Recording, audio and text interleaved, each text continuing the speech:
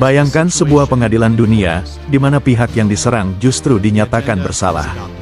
Dan pihak yang menyerang terlebih dahulu, tidak mendapat hukuman apapun.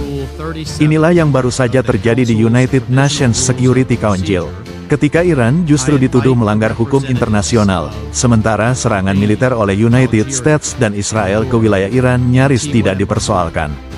Apakah hukum internasional benar-benar masih berlaku? Atau dunia sedang menyaksikan standar ganda paling terang dalam politik global?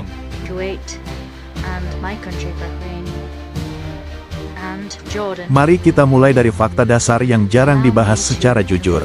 Serangan militer terjadi terlebih dahulu terhadap wilayah Iran.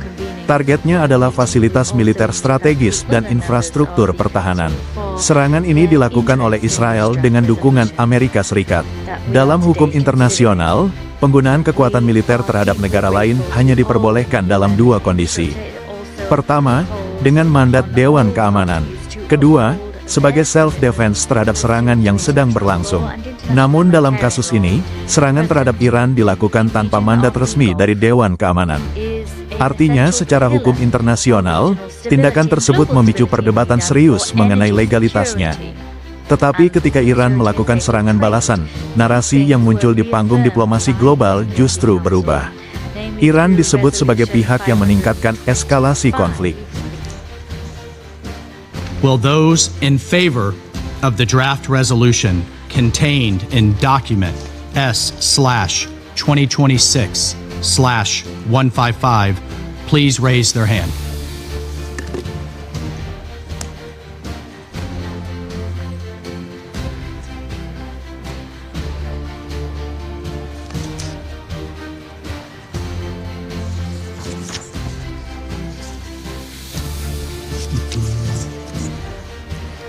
Will those against the resolution please raise their hand?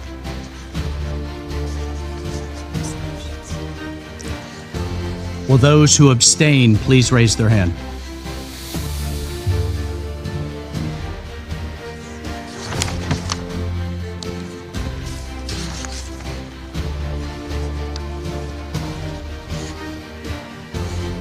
The result of the voting is as follows: 13 votes in favor, 0 votes against, 2 abstentions.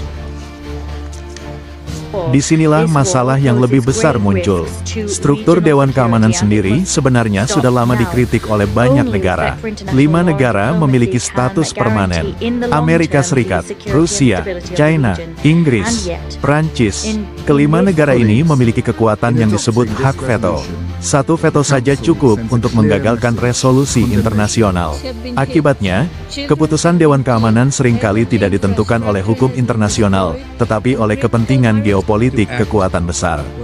Dalam banyak kasus, Amerika Serikat menggunakan hak veto untuk melindungi sekutunya, termasuk Israel. Hal ini membuat banyak negara berkembang mempertanyakan apakah sistem internasional saat ini benar-benar adil. Which risks pushing the entire Middle East into a dangerous abyss. Jika kita melihat sejarah beberapa dekade terakhir, pola yang sama terus berulang.